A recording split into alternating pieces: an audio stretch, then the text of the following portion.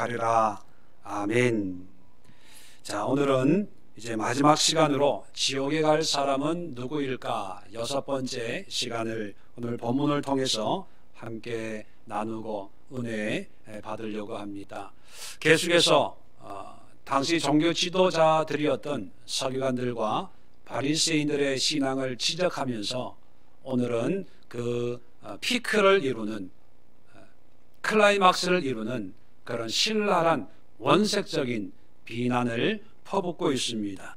33절에 보면 뱀들아, 독사의 새끼들아, 너희가 어떻게 지옥의 판결을 피하겠느냐.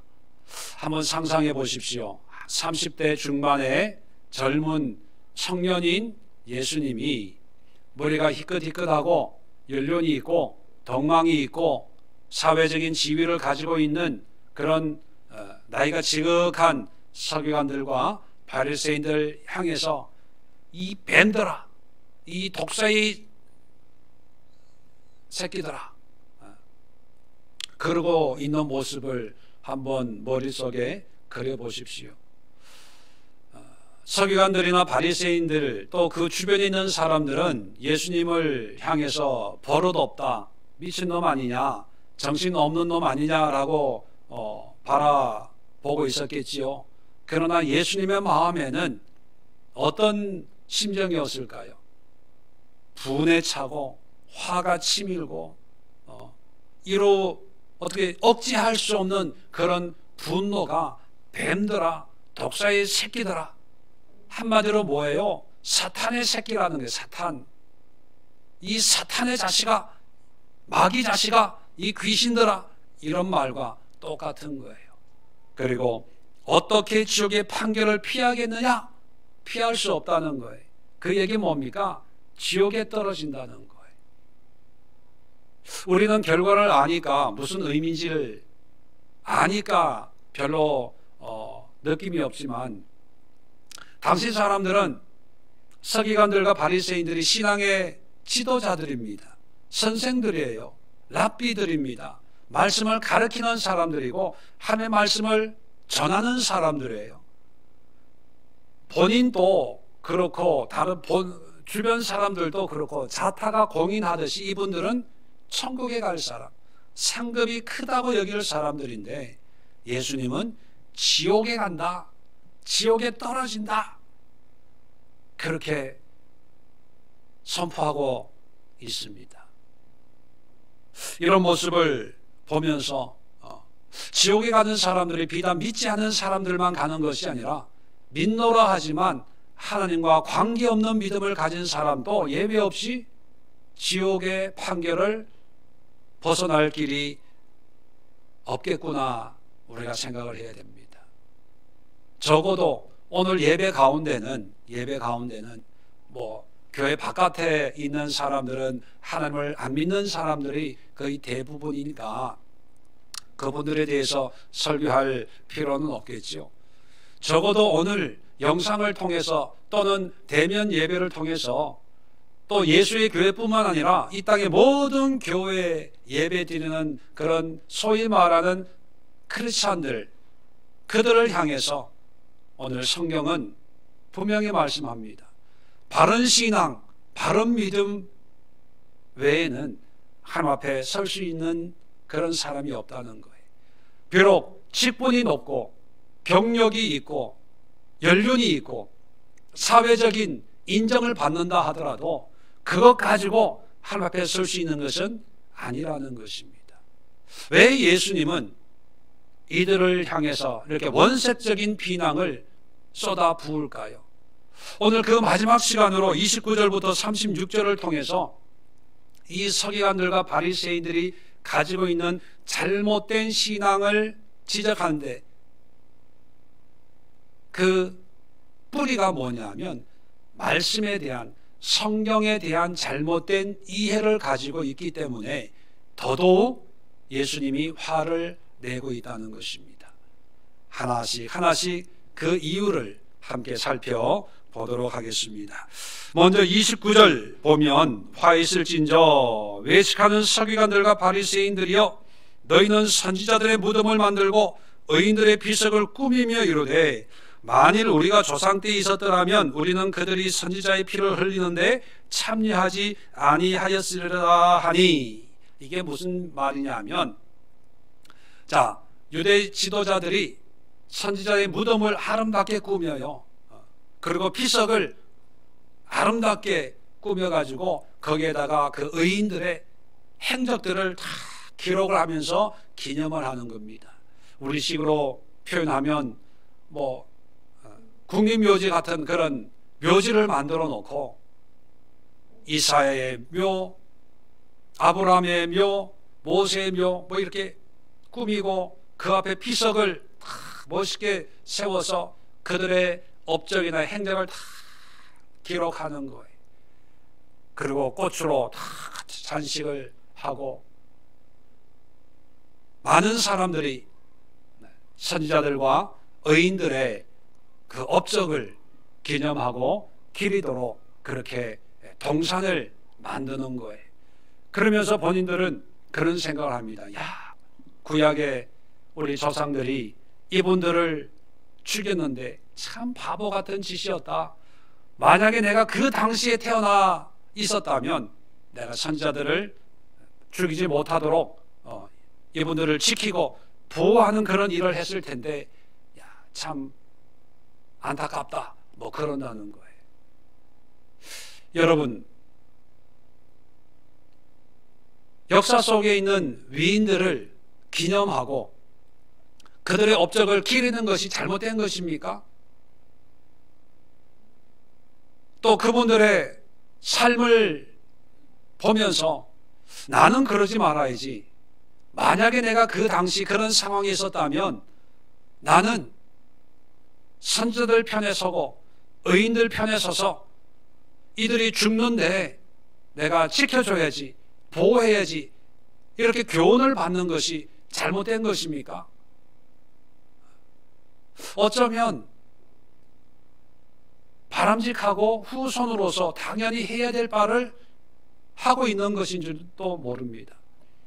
그리고 그런 위인들의 행적을 보면서 스스로 교훈을 삼으면서 그러지 말아야지, 적어도 나는 돌을 던지지 말아야지 라고 교훈을 받는 것을 좋은 교육이고 교훈이다 이렇게 여깁니다. 그런데 정작 하나님은, 예수님은 정반대예요. 뱀들아, 독사의 새끼들아, 지옥의 판결을 절대로 너희들은 못 피한다. 화를 내는 거예요. 왜 그럴까요? 무슨 이유 때문에 예수님은 이렇게 반응을 하실까? 여러분,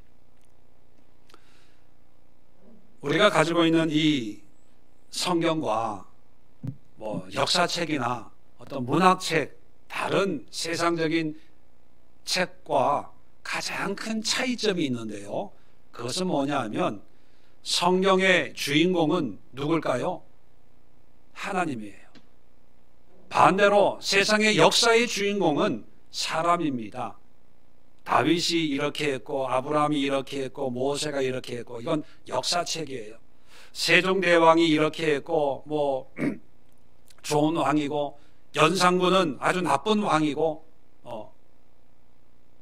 역사적인 판단은 어떤 인물 중심으로 또 사건 중심으로 그렇게 판단을 하지요. 문학책도 마찬가지입니다. 괴테, 해밍웨이 뭐 이런 걸작선들을 읽으면서 거기에 등장하는 주인공이나 그 글을 쓰고 있는 저자의 어떤 사상이나 의식의 흐름을 보면서 우리가 교훈을 받고 또 도전을 받는 것이지요. 그런데 성경책은 읽어보시면 아시겠지만 많은 인물들이 등장을 해요. 그리고 거기에 많은 사건들이 등장을 하고 때로는 기적 같은 그런 일들도 기록을 하고 있습니다. 물론 선지자들, 의인들이 등장을 합니다. 그런데 그런 많은 인물과 사건들이 등장하지만, 그러나 성경을 통해서 우리가 깨달아야 될 것은 그런 사람이 아니라, 사건이 아니라 그런 사람이나 사건을 통해서 역사하시는 하나님을 바라보고 하나님을 알고 배우고 하나님을 만나는 것이 바로 성경책의 가장 중요한 목적인 것입니다. 이해되시는 분만 아멘. 예. 그래서 다윗이 나오지만 우리는 다윗을 통해서 누구를 바라봅니까? 하나님을 바라봐요. 그래서 다윗을 통해서 하나님이 이렇게 역사하시고 또 이런 뜻을 가지고 또 이렇게 살기를 원하시는 하나님이구나. 이걸 우리는 볼 수 있어야 됩니다. 나는 성경에서 바울이 제일 좋아. 멋있어. 세계를 다니면서 복음을 전하고. 그런데 바울로 끝나서는 안 되고 바울을 통해서 역사하시는 하나님을 볼 수 있어야 됩니다. 바울을 쓰시는 하나님이 정말 멋있어. 팔레스타인 작은 지역에 태어났던 그 유대인 한 사람을 통해서 어떻게 로마까지 가서 이렇게 스케일 크게 비전 있는 삶으로 인도하시는지 참 우리 하나님은 정말 굉장하고 멋있는 분이야. 성경은요 모든 사건을 통해서 주인공인 하나님을 발견하고 하나님을 배우고 하나님을 예배하는 그런 목적으로 쓰여진 하나님의 책입니다. 그런데 소위 성경 박사들, 성경의 지식이 많은 서기관들과 바리새인들이 하는 짓이 뭐냐 하면 하나님은 온데간데 없고 선지자들, 의인들을 기리며 기념하고 그들의 무덤을 꾸미고 그들의 비석을 세우고 있다는 거예요. 그러면서 나는 그러지 않을 거야. 나는 그들의 피 흘리는데 참여하지 않았을 거야. 자기의 의를 드러내고 있기 때문에 예수님이 화가 나는 거예요. 성경 공부의 목적은 뭡니까? 성경 지식을 갖는 게 절대로 아닙니다. 성경 공부의 가장 큰 목적은 성경적인 삶이 되는 거예요. 그런데 사람들은 성경 공부, 신학 공부를 통해서 나는 이런 신앙이 좋아, 칼빈주의가 좋아, 루터가 좋아, 집인글리가 좋아, 나는 장로교 스타일이야, 감리교 스타일이야, 순복음 스타일이야. 또 어떤 분들은 초급반 했냐, 중급반 했냐, 지도자반 했냐, 또 어떤 교회는 1단계 했냐, 2단계 했냐. 마치 성경 공부가 어떤 프로그램을 완성시키는 하나의 어떤 과정처럼 여겨집니다. 그래서 무조건 1단계 했으면 2단계, 3단계 졸업하고 그 다음에 사역자반, 지도자반, 성숙자반 하고 그 다음에 다른 어떤 직분이나 이런 걸 맡고 신앙생활 하는 것이 그것이 신앙의 어떤 정해져 있는 패턴처럼 여겨집니다. 여러분 오해할 분들이 계셔서 또 사족을 붙이면 그런 프로그램이 나쁘다는 게 아니에요. 필요합니다. 필요하지만 그 프로그램만 의미가 있으면 오히려 그런 것 때문에 어디에 가요? 천국 갑니까? 지옥 갑니까? 바리새인들과 사두개인들 보니까 오히려 지옥 가요. 오히려 지옥 가. 문제는 뭐냐면 그런 모든 프로그램들을 통해서 역사하시는 하나님을 알고 하나님을 만나고 경험하는 그런 신앙으로 성장해야 되는데 하나님은 온데간데 없고 우리 교회가 최고야. 우리 담임 목사님이 최고야. 우리 교회 프로그램이 최고야. 제자 훈련이 최고야. 전도 폭발이 최고야. 영성 훈련이 최고야. 그것이 전부라고 여겨질 때 하나님은 오히려 화가 난다는 거예요.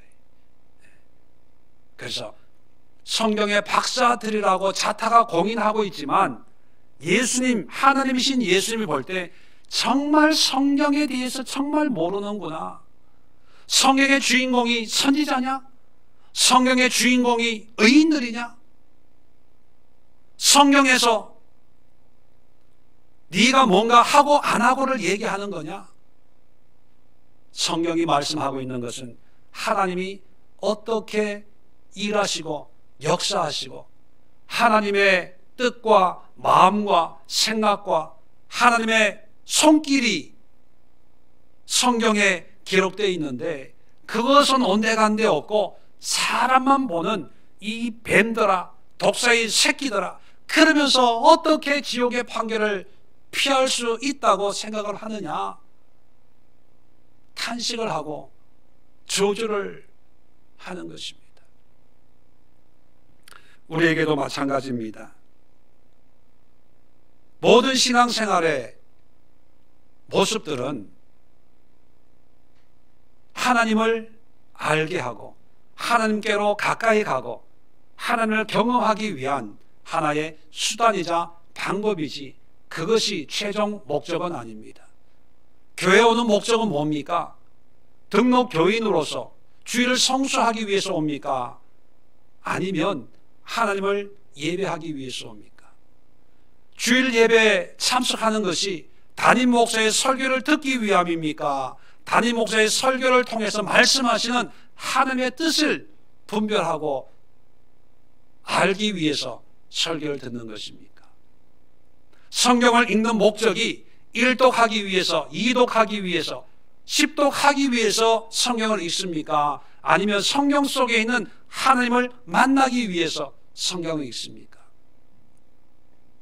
봉사하는 목적이 그저 내 시간과 물질을 사람들에게 나누기 위해서, 이웃을 사랑하기 위한 단순한 마음으로 봉사합니까? 아니면 나를 도구로 쓰시는 하나님께 순종하기 위해서 봉사합니까? 신앙의 모든 형태와 모습과 또 프로그램은요, 오직 한 가지 목적을 가지고 있다는 것을 여러분 잊어서는 안 됩니다. 그것은 하나님을 알고 예배하고 하나님과 친밀해지기 위한 하나의 방법이자 수단일 수 있다는 거예요. 교회도 그렇고 이 사람도 그렇고요. 그래서 저는 개인적으로 교회 신앙에서는 사람의 이름이나 흔적은 없어져야 된다고 생각을 합니다.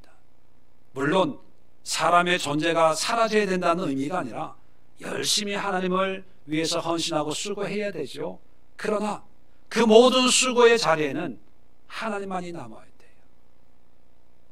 가장 대표적인 사람이 모세가 아닐까 생각을 합니다. 40년을 광야에서 민족의 지도자였어요. 그런데 그의 마지막은, 그의 무덤도 어디 있는지 몰라요. 그의 죽음 임종을 지켜본 사람도 없어요. 홀로 외롭게 죽어갔어요. 그렇기 때문에 결국 남는 건 뭐였습니까? 하나님만이 남았죠. 오늘날 우리의 신앙 풍토 속에서 보면 정말 지금 성경에 나오는 서기관들과 바리새인들과 같은 이런 행동을 하는 사람들이 참 많다고 여겨집니다. 훌륭한 분을 기념하고 존경하는 것은 참 좋습니다. 그런데 문제는 뭐냐면 하나님이 설 곳이 없어지고 사람들이 주인공이 되어버렸어요. 사람의 권위가 하나님의 권위보다 더 크게 비춰지는 그런 시대가 되고 말았어요. 말로는 물론 겸손하게 하나님이 하셨습니다라고 하지만, 그런 사람들은 믿음의 수준이 다 다르다 보니까 사람들은 하나님, 보이지 않는 하나님이 보이는 것이 아니라 보이는 사람이 보기 때문에 그것이 또 하나의 형상이 될 수가 있거든요. 그래서 되도록이면 사람이나 어떤 행위보다는 하나님이 드러날 수 있도록, 하나님을 볼 수 있도록 그렇게 훈련하고 그렇게 가르쳐야 된다는 거예요. 디모데후서 3장 16절로 17절에 보면 모든 성경은 하나님의 감동으로 된 것으로, 모든 성경은 하나님의 말씀은 감동으로 된 것으로 교훈과 책망과 바르게 함과 의로 교육하기에 유익하니, 말씀은요 누구를 기념하고 업적을 기르는 용도가 절대로 아닙니다. 아무리 훌륭한 이사야 같은 선지자를 바라보면서도 우리는 그를 통해서 교훈과 책망과 바르게 함과 하나님의 의, 하나님이 옳게 여기는 것이 어떤 것인가를 깨닫고 우리가 도전받아서, 자 17절에 이어집니다. 이는 하나님의 사람으로 온전하게 하며, 우리가 하나님의 사람이 돼야지 그런 사람을 추종하는 사람이 되어서는 안 됩니다. 바울을 통해서 역사하셨던 하나님을 바라보면서 나도 바울처럼 하나님 앞에 쓰임받는 그런 사람이 되어야 되겠다 해야지 바울주의가 되어서는 안 되는 거예요.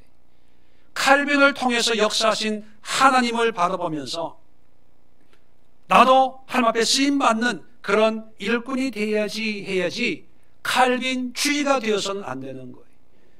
지붕결리를 통해서 하나님이 지붕결리에게 주신 그런 영성이 나에게도 임하기를 기도해야지 해야지 지붕결리를 추종하는 사람이 되어서는 안 된다는 것입니다.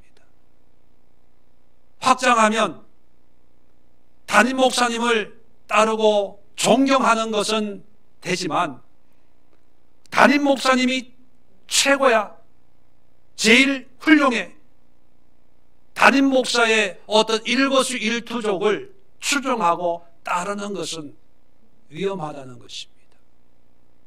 하나님의 사람이 되어야 돼요. 그리고 모든 선한 일을 행할 능력을 갖추게 하려 함이라. 모든 선한 일이라는 것은 윤리 도덕적인 그런 선을 얘기하는 게 아니라 하나님 보시기에 합당한, 하나님이 옳게 여기는 믿음의 삶을 살아낼 수 있는 능력을 공급받기 위해서 성경이 존재한다고 말씀하고 있습니다.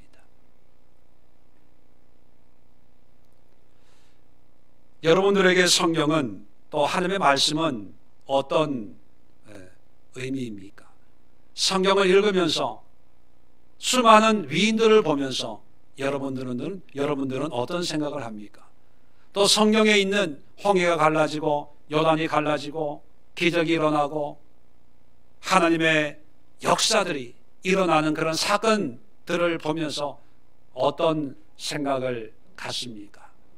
신약 성경에 보면 많은 기적이 일어나죠. 귀신이 쫓겨나가고 병이 치료받고 각색 질병들이 고침받는 그런 장면을 보면서 어떤 생각을 갖습니까?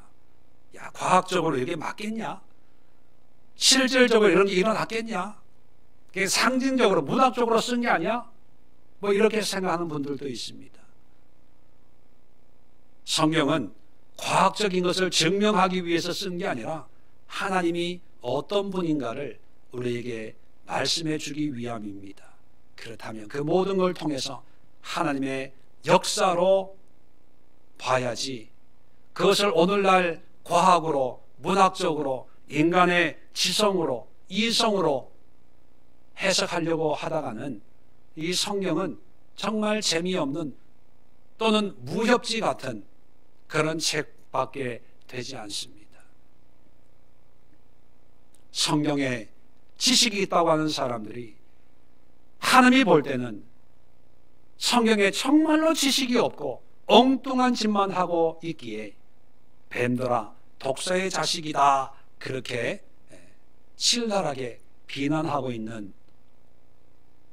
이 모습을 저와 여러분들도 한번 심각하게 받아들이면서 이것이 나의 모습은 아닐까, 우리의 모습은 아닐까 함께 되돌아볼 수 있는 그런 시간 될 수 있기를 바랍니다.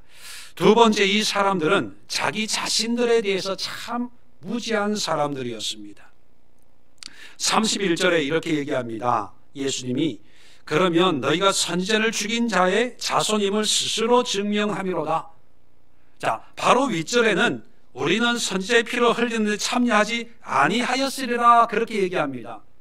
무슨 말입니까? 선지자를 죽인 우리 조상들과 나는 달라. 나는 그러지 않아. 이렇게 얘기를 하고 있는데 정작 하나님은 뭐라고 그래요? 아니야. 너희가 선지자를 죽인 자손임을 스스로 증명하고 있는 거야. 이렇게 얘기하는 거예요. 성경에서 누구누구의 자손이다라고 하는 표현은 뭐냐면 그 사람과 똑같다는 거예요. 아브라함의 자손, 그러면 아브라함의 믿음과 똑같은 믿음을 공유하는 믿음의 백성이다. 그런 의미를 가지고 있죠. 자, 그렇다면 서기관들과 바리새인들이 그들의 조상의 선지자를 죽인 그 조상들과 같은 사람이라고 얘기하는 것은 어떤 의미입니까? 여전히 말로는 내가 그때 500년 전에 1000년 전에 선지자가 있을 때 내가 있었으면 나는 선지자 편이었어 이렇게 얘기하지만 실질적으로는 똑같은 사람이야. 너도 그때 있었으면 돌 던졌을 거야. 너도 죽였을 거야. 지금 그런 환경이 아니니까 아닌 것처럼 얘기하지만 그런 상황이 펼쳐지면 너도 별 수가 없어 그러는 거예요. 자, 32절에 덧붙입니다. 너희가 너희 조상의 분량을 채우라. 조상의 분량은 뭡니까? 선지자를 죽인 죄의 분량이에요. 지금은 무덤을 꾸미고 비석을 세우고 나는 안 그래 라고 다른 척하지만 똑같아. 너희도 어차피 조상이 죄 지은 거하고 똑같으니까 조상이 지은 죄의 분량을 너희도 더하는 것밖에 안 되는 거야 그러는 거예요. 여러분 잘 한번 생각해 보세요. 이 사람들은 선지자를 존경하고 기념하고 있어요. 나는 안 그래 그러고 있어요. 그런데 하나님은 아니야 똑같아. 누워서 침 뱉기야. 너나 조상이나 별반 다를 바 없어 그러고 있는 거예요. 누가 맞을까요? 서기관과 바리새인들이 생각하는 자기의 모습이 맞아요? 아니면 하나님이신 예수님이 말씀하시는 게 맞아요? 누가 맞습니까? 하나님이 맞겠죠. 오류가 없는 하나님이 진단을 내리시니까 이들은 조상들과 똑같아요. 그런데 왜 본인들은 모를까요? 나는 아니야. 나는 그러지 않아. 봐. 무덤을 이렇게 만들고 기념하잖아. 기념식을 하잖아. 비석을 만들고 비석 제막식을 하잖아. 우리는 이사야처럼 삽시다. 아벨처럼 예배합시다. 예레미야처럼 복음을 전합시다. 설교하고 그렇게 기념하고 이러고 있잖아. 우리는 다른 사람이야. 그러고 있는데 하나님은 아니야. 너나 똑같아. 다를 바가 없어. 그러고 있어요. 왜 이런 차이가 있을까? 바로 서기관들과 바리새인들이 자기 자신의 존재를 망각하고 착각하고 있습니다. 보세요. 지금 마태복음 23장은 이제 종려주일 십자가에 달려 돌아가시기 일주일 전에 낙이 타고 예루살렘에 입성을 하셨거든요. 입성하시고 마지막 한 주간을 예루살렘에서 지내실 때 이 서기관들과 바리새인들에게 이 23장의 말씀을 하시는 거예요. 그러고 있다가 며칠 뒤가 되면 6월절 십자가의 사형을 당하게 되는 그런 운명을 맞이하게 됩니다. 며칠 앞두고 6월절 앞두고 있기 때문에 이 서기관들과 바리새인들은 지금 뭘 하고 있을까요? 예수님을 죽일 음모를 꾸미고 있어요. 예수님이 하나님의 아들이심을 믿지 않기 때문에 이 예수를 죽이려고 음모를 꾸미면서도 나는 선지자를 죽이는데 참여하지 않을 거야 그러고 있다는 거예요. 나는 이런 상황이 되면 선지자 편이야 그러고 있으면서도 자기는 선지자 중에 선지자인 하나님이신 예수님을 죽이려고 하고 있는데 그걸 모르고 있어요. 이게 참 안타까움입니다. 안다고 하지만 정녕 아는 게 아니고, 나는 안 그래 라고 하지만 오히려 더 하고 있어요. 상담을 해보면 그런 분들이 있습니다.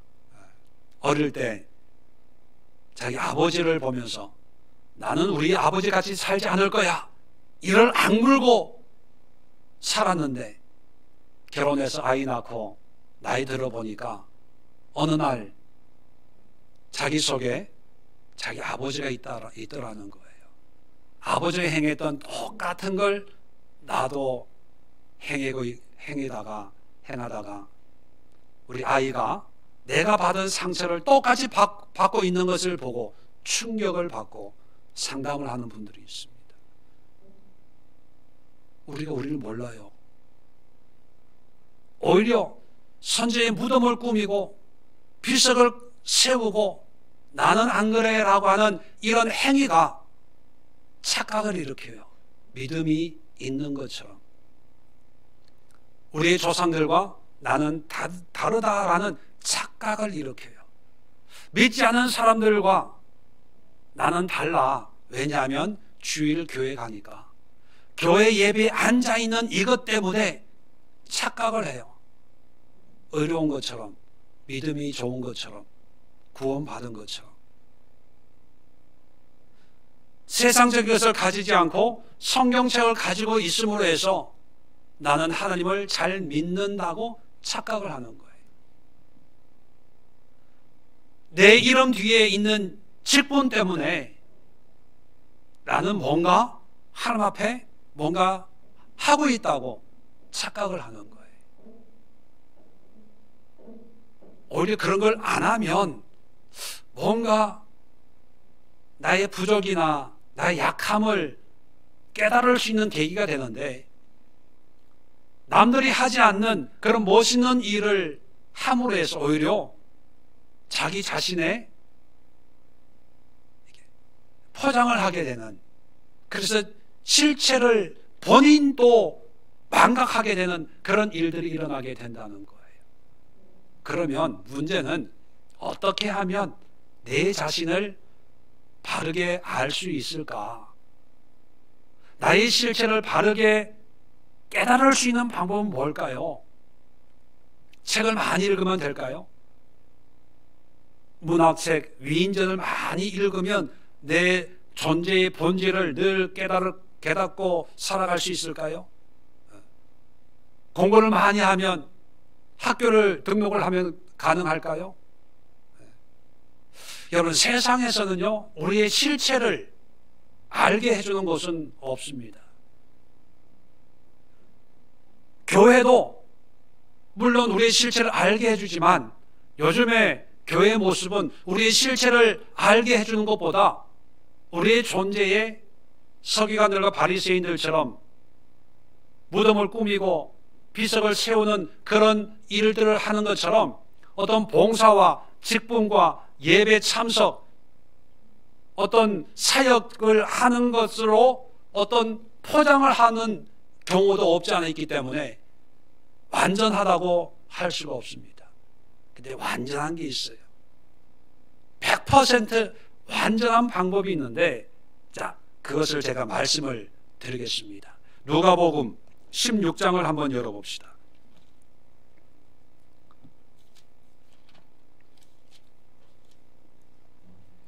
자, 누가복음 16장 19절부터 시작되는 내용인데, 여러분 잘 아시는 부자와 거지 나사로의 이야기입니다. 잘 알기 때문에 내용은 자세하게 설명을 안 드리고요. 이제 부자로 살던 사람은 이제 지옥불에 들어갔어요. 반대로 거지로 살던 사람은 아브라함 품에 들어가서 낙원에 있는 거예요. 천국에 있는 거예요. 자, 26절에 보면 이제 부자가 너무 괴로우니까 아브라함에게 이렇게 얘기합니다. 27절, 누가복음 16장 27절에 이르되 그러면 아버지여 구하노니 나사로를 내 아버지의 집에 보내소서. 내 형제 다섯이 있으니 그들에게 증언하게 하여 그들로 이 고통받는 곳에 오지 않게 하소서. 그렇게 얘기합니다. 너무 힘드니까, 괴로우니까 나사로를 우리 집에 보내서, 형제가 다섯이 있는데 그 형제들에게 지옥이 있고 천국이 있는 것을 분명히 얘기해 줘가지고 이 지옥에 안 오게 좀 해달라고 간청을 하는 거예요. 자, 이 간청을 듣고 아브라함이 29절에 이렇게 얘기합니다. 아브라함이 이르되 그들에게 모세와 선지자들이 있으니 그들에게 들을지니라. 아니, 지금 신약시대거든요. 예수님 당시에 신약시대인데 그 형제들에게 모세와 선지자들이 있대요. 이게 무슨 뜻일까요? 모세와 선지자가 있대요. 그 사람들에게 들으래요.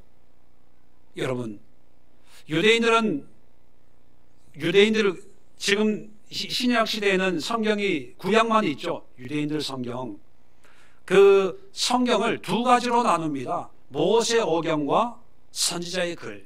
다시 말하면 모세와 선지자라고 하는 것은 성경을 얘기하는 거예요. 성경을.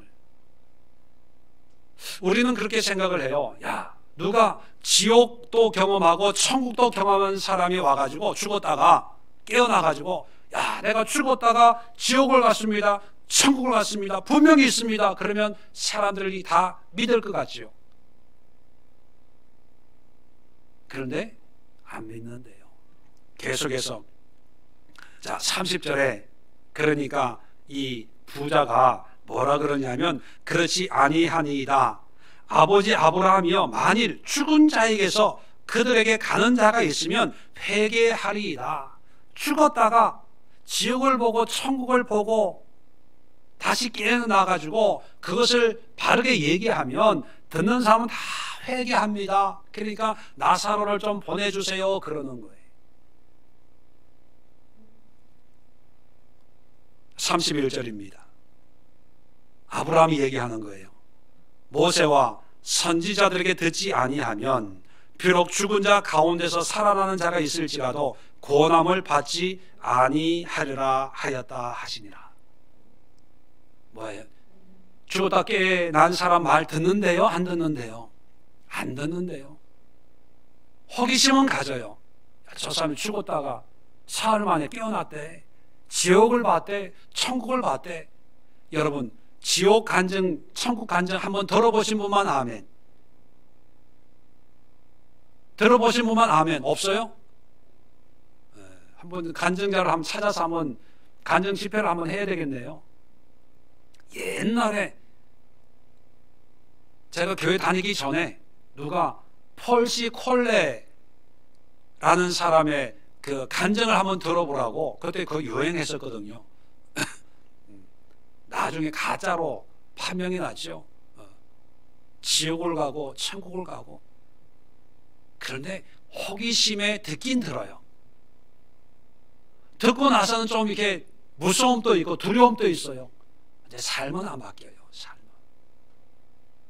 만약에 천국 간증, 지옥 간증으로 삶이 바뀐다면 제가 사비를 들여서라도 그 천국 간증, 지옥 간증 하는 분들 모시고 한 달, 두 달 집회를 할 것 같아요. 안 바뀌어요. 겁만 먹지요. 두려움만 좀 있다가 그것도 시간이 지나면 사라지고 없어져요. 그게 성경에도 그대로 있어요. 아니라는 거예요. 그러면서 모세와 선지자들에게 듣지 아니하면, 그 얘기는 뭐예요? 모세와 선지자의 말만 들어야 변화가 일어난다, 그거예요. 다시 말하면 성경 말씀을 통해서 하나님의 음성을 들어야 내가 변화된다는 거예요. 자, 그러면 다시 오늘 본문으로 돌아오면, 서기관들과 바리새인들은 성경 박사들이에요. 성경을 달달 암송하는 사람들이고 성경을 가르치는 선생들이에요. 그런 사람들이 선지자를 기념하고 의인의 비석을 세우고 있으면서 나는 아니야, 나는 안 그래 하는 것은 성경은 많이 알고 있지만 성경의 말씀을 자기의 모습으로 깨닫지를 못하는 거예요. 그저 역사책 보듯이 위대한 사람, 의인, 존경할 사람, 그런 사람들을 많은 사람들에게 소개하고 보여줄 수는 있어도 성경을 통해서 내 모습을 보고 하나님이 나에게 무엇을 말하고 무엇을 깨닫게 하는지는 보지도 듣지도 못하는 사람들이라는 거예요. 그러니까 자기를 모르는 거예요. 반대로 성경은 교훈과 책망과 바르게 함과 의로 교육하기에 유익해서 하나님의 사람으로 인도한다고 말씀하고 있거든요. 그 얘기는 뭡니까? 나에게 주신 말씀을 받고 내가 교훈받고 내가 변화되고 내가 하나님의 사람으로 성숙하고 성장하는 그런 영의 양식이라는 것입니다. 그래서 성경은요, 거울과 같은 겁니다. 거울. 이 성경을 통해서 나의 모습을 보고 서기관 바리새인 이 나쁜 사람들, 그게 아니라 이것이 나의 모습이구나, 나에게 주는 말씀이구나, 이게 나의 속사람의 본질이 이렇게 죄된 모습을 그대로 얘기하고 있구나, 나를 봐야 돼요. 그런데 이 서기관과 바리새인들은 거울이 아니라 돋보기로 보는, 돋보기, 다른 사람의 허물을 크게 보려고 계명과 율법과 성경 지식을 가지고 말씀대로 사나 안 사나, 술 먹어? 지옥 가. 담배 펴? 지옥 가. 주일 성수 안 해? 지옥 가. 11조 안 드려? 믿음 없구만, 지옥 가. 돋보기로 보는 거예요. 그러니까 성경에 나오는 선지자들은 확대해가지고 무덤을 아름답게 꾸미고 기념 무덤, 기념 교회, 기념관을 만드는 거예요. 자, 보십시오. 이렇게 훌륭한 선지자입니다. 의인도 돋보기로 이거 괜찮네. 그래서 그 행적을 비석에 크게 새겨서 오는 사람 가는 사람 다 볼 수 있도록, 이렇게 훌륭한 의인처럼 우리가 살아야 됩니다. 그렇게 하지만 정작 자기는 안 바뀐다는 거예요. 이것은요, 성도들도 그렇지만 설교하는 저 같은 목회자들이 정말 마음에 새겨야 돼요. 저도 책을 읽든지 성경을 보든지 할 때 나도 모르게 이번 주 설교 이걸로 해야 되겠다, 이걸 하면 교인들이 은혜 받겠다, 도전 받겠다, 이런 생각을 먼저 해요. 이게 직업병인지 몰라도. 책을 보더라도 이거는 우리 교인들에게 필요한 그런 글귀네, 나에게 필요한 말씀으로 받아들이는 게 아니라 설교할 수 있는, 교인들에게 알려주고 도전할 수 있는 그런 말씀이 먼저 이렇게 머릿속에 들어와요. 그러다 보니까 나에게 주시는 말씀 이런 게 점점 없어져요. 참 위험한 사인이거든요. 목회자들도 설교자도 먼저 하나님이 나에게 주시는 말씀을 통해서 회개하고 또는 기쁘고 감사한 가운데 우러나는 어떤 영적인 은혜들을 성도들과 함께 나누는 거거든요. 조심해야 됩니다. 그러다가 설교는 멋있게 하고 목회는 평생 한 교회를 섬기고 교회를 몇 개 세웠지만 하나님 앞에 섰을 때 뱀들아, 독사의 새끼들아, 이런 얘기 들을지도 몰라요. 참 무서운 말씀입니다. 나에 대한 지식이 없고 내 자신에 대해서는 무지하고 다른 사람에 대해서는 너무 많은 걸 알아요. 여러분,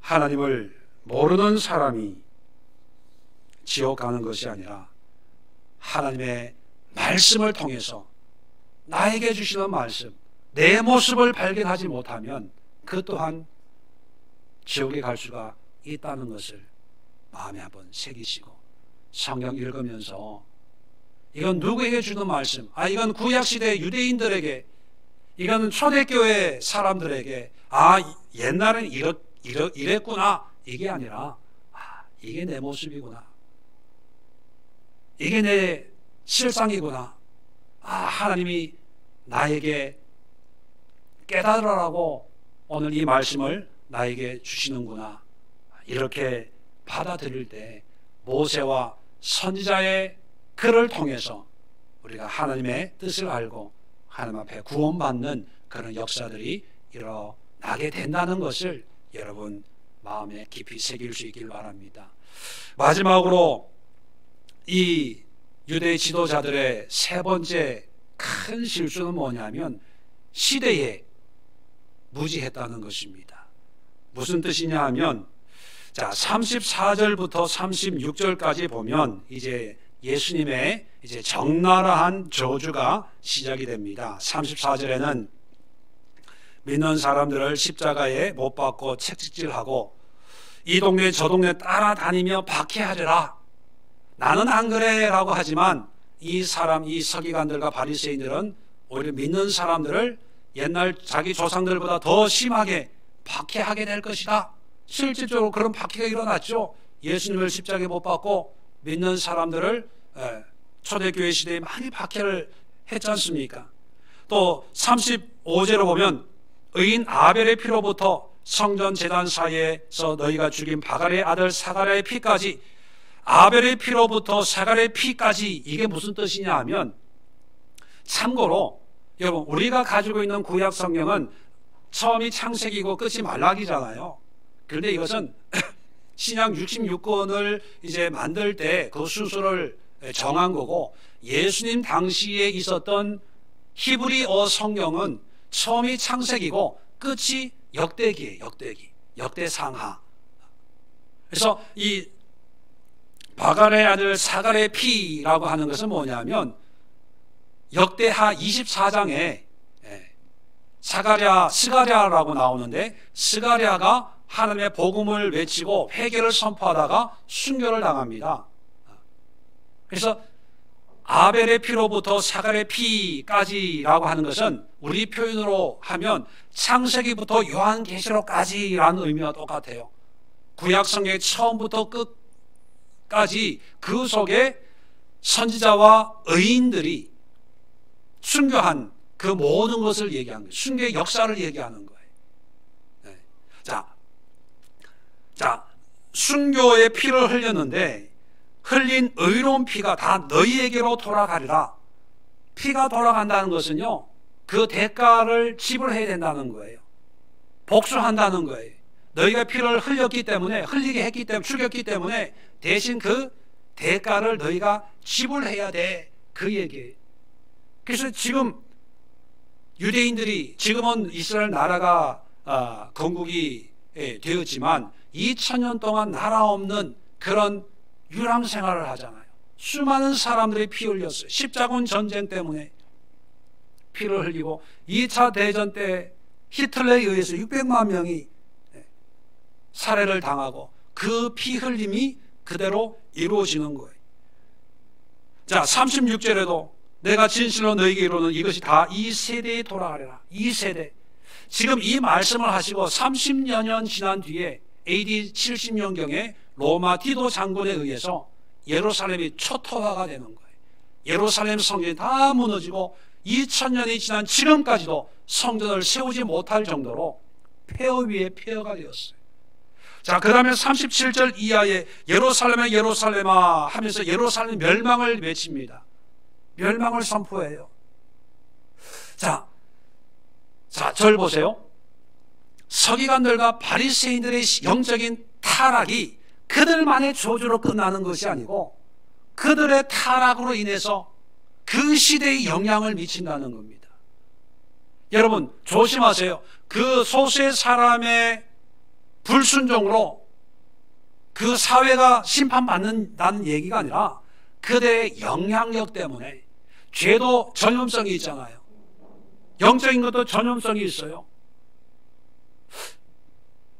하나님 앞에 죄악된 이런 신앙의 삶이 소수의 사람이니까, 한두 사람이니까 라고 생각할 수 있지만, 전염성이 있으니까 한두 사람으로 끝나는 것이 아니라 그것이 사회에 전염이 되고 오염이 되고, 그것이 그 시대를 규정하게 되고 그 나라와 민족을 규정해서 하나님이 심판할 수밖에 없게 된다는 것입니다. 다시 말하면 신앙의 공공성이에요. 공공성. 내 신앙은 나로 끝나는 게, 내 믿음, 내가 구원받고 천국 가냐 아니면 지옥에 가냐, 그거지 뭐, 그런 게 아니라는 거예요. 우리의 신앙이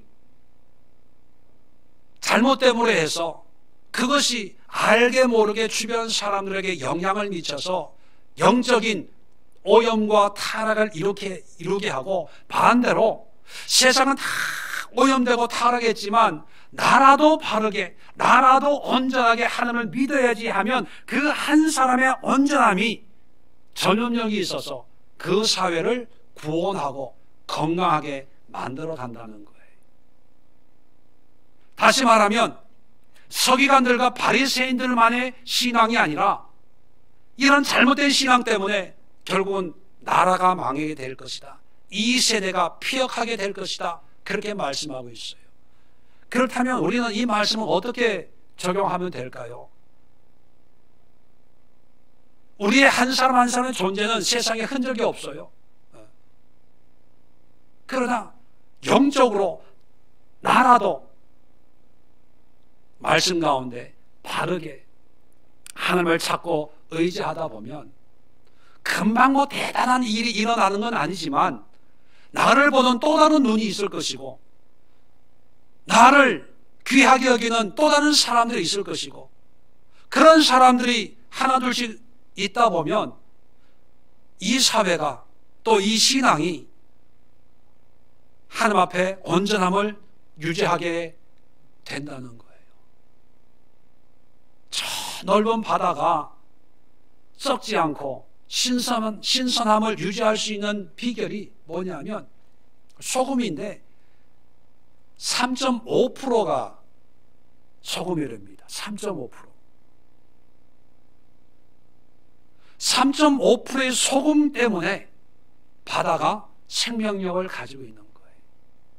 하나님도 모든 사회가, 모든 시대가 하나님을 예배하고 찬양하는 그런 부흥, 그런 역사를 이루면 좋겠지만 성경을 보면 그런 적은 없어요. 오히려 성경은요, 하나님의 사람 한두 사람을 하나님이 세우세요. 아브라함을 부르시고 모세를 부르시고 다윗을 세우시고 바울을 세우시고, 한두 사람이. 우리 집인걸리 신앙마당하지만 15, 16세기 종교개혁 시대에 수많은 사람들에게 어떤 부흥의 역사, 그런 걸 불을 주신 게 아니라 각 나라마다, 지역마다 하나님의 소수의 사람에게 하나님의 영을 부어주었어요. 독일에는 루터에게, 스위스에는 집인걸리에게, 스코틀랜드에는 존 낙스에게, 한두 사람에게 하나님의 영을 부어 주었더니만 그 한두 사람이 시대에 굴하지 않고 핍박과 어려움이 있어도 하나님의 진리의 복음을 외쳤더니만 기억이 일어나는 거예요. 역사가 바뀌는 거예요. 우리 신앙에도 이런 공공성이 있다는 것입니다. 이 공공성을, 내 믿음은 나만의 거야, 이것이 아니라 내 믿음을 통해서 우리 가정을 살리고, 내 믿음을 통해서 이 사회를 살리고, 우리 교회의 믿음을 통해서 이 시대를 살리는 그런 믿음의 능력을 우리는 믿습니다. 지금 우리의 존재는 별거 아니지만 그런 하나님의 능력을 믿고 우리만이라도 바르게 신앙생활하고, 우리만이라도 하나님 중심으로, 성경 중심으로, 우리만이라도 성령의 인도하심 가운데 하나님을 믿는다면 바다의 소금처럼 우리의 존재는 미미하지만 0.001%도 안 되지만 그것 때문에 하나님의 은혜와 긍휼이 이 땅에, 이 시대에 임하게 될 줄로 믿습니다. 이런 고백이 우리의 고백이 되어야 된다는 것입니다. 여러분, 이 시대의 영적인 상태를 여러분들은 어떻게 진단하십니까? 또 앞으로 이 코로나 시대를 경험하면서 이제 놀랍게 바뀌어질 거예요. 모든 것이. 이제 뭐 백신이 생기고 치료제가 생긴다고 하겠지만 그게 생기더라도 아마 옛날에 우리가 신앙생활 했던 그런 형태로 완전하게 돌아가기에는 무리가 있지 않나 이렇게 생각하는 사람들이 참 많습니다. 자, 그 다음에 중요한 건 사회만이 아니라 자라나는 아이들, 이제 핸드폰 시대예요. 인터넷 시대입니다. 비대면이 오히려 더 편리한 시대예요. 만남에 대해서 별로 필요성을 못 느끼는, 인터넷만 있으면 한 달이든 두 달이든 방에서 안 나와도 되는 그런 시대예요. 뭐 전화만 하면 배달의 민족이 다 찾아오니까, 전화만 하면, 오늘 밤에 전화하면 아침에 뭐 음식이 배달된다면서요. 전 시골에 살아서 뭐 그런 걸 경험을 못 해봐서. 그런 시대에 우리의 신앙의 모습은 어떻게 변화될까? 저는 기도할 때마다 늘 기도가 이 땅을 위한 기도, 이 시대를 위한 기도, 다음 세대를 위한 기도밖에 할 게 없어요. 앞으로 어떻게 펼쳐질까? 이건 몰라요. 근데 중요한 것은요, 우리에게 가장 중요한 것은 지금이라는 거예요. 지금 우리가 부모로서 자녀에게 바른 신앙을 보여주는 것밖에 길이 없더라고요. 지금 교인들에게 바른 말씀을 가르치는 것밖에 도리가 없어요. 우리가 어떻게 블록체인 무슨 코인 이런 시대에 우리가 성경을 어떻게 다 적용하고 해석하겠습니까? 우리가 할 수 있는 것은 우리만이라도, 우리 세대만이라도 나의 믿음이라고 생각하지 말고 신앙의 공공성을 가지고 내가 바르게 믿으면 누군가는 보고 따라오겠지, 누군가는 희망을 가지겠지, 누군가는 바른 하나님에 대한 열망이 생기겠지. 그런 마음을 가지고 우리 기성세대, 기존에 신앙생활 하던 분들, 교회생활 하던 분들, 하나님의 은혜를 사모하는 사람들이라도 바르게 이 시대의 3.5%의 소금처럼 세상에 타협하지 않고 굴하지 않고 무릎 꿇지 않고 포기하지 않고 믿음의 길을 걸어간다면 하나님은 이 땅에 우리로 인해서 베푸시는 은혜와 긍휼하심이 분명히 있을 줄로 압니다. 노아 시대의 노아의 모습이나 예레미야에게 예루살렘에서 의인 한 사람이라도 한번 찾아봐라 하셨던 그 시대나 소돔과 고모라의 의인을 10명을 찾던 그 시대나 오늘날 참된 신앙을 가지고 있는 믿음의 사람을 찾는 그런 시대나 저는 똑같다고 생각합니다. 여러분, 우리라도 세상을 향해서, 다른 교회를 향해서 손가락질 하기 전에 먼저 나라도 바르게 하자, 나라도 참된 신앙을 가지고 주님을 섬겨보자, 그런 거룩한 결단과 헌신을 할 때 비로소 서기관과 바리새인들을 갖지 않는 그런 신앙의 모습으로 하나님 앞에 영광 돌리는 이 시대의 그리스도인들이 될 수 있다고 저는 생각을 합니다. 기도하겠습니다. 좋으신 하나님 아버지, 은혜와 사랑을 감사합니다.